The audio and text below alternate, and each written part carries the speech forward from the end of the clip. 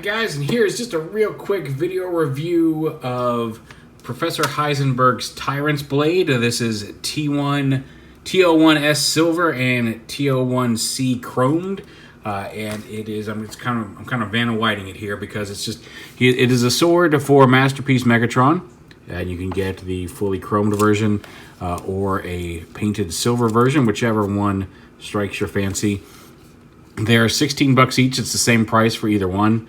Get one or both, depending on which one you prefer.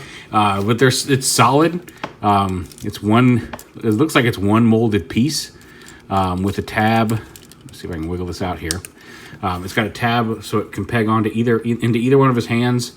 There is a little filler piece here on one side of it. It looks like it's like I said, it looks like it's one solid mold with just this filler piece on one side, and it is a sword for Masterpiece Megatron. There's not a whole lot more to say about it than that. It looks nice. It's molded after the sword that came with the old G1 figure, and if you've been wanting one of those for your MP Megatron, especially as we get closer with MP44.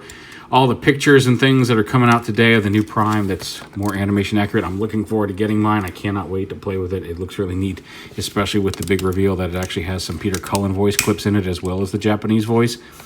But yeah, like I said, they're $15.99 each from Professor Heisenberg. They come in slightly different packaging, just a little Ziploc bag with some padding around the sword itself and a cardboard display, and with some warnings and stuff on it.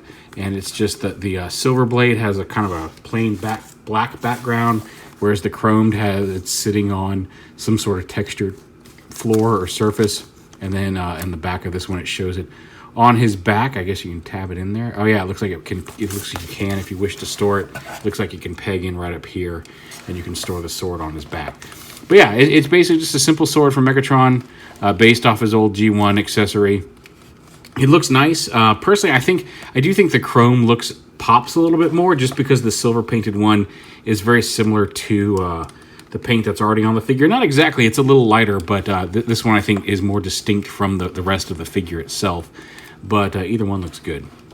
So yeah, there is the TO1C and TO1S chrome and silver Tyrant's blade from Professor Heisenberg.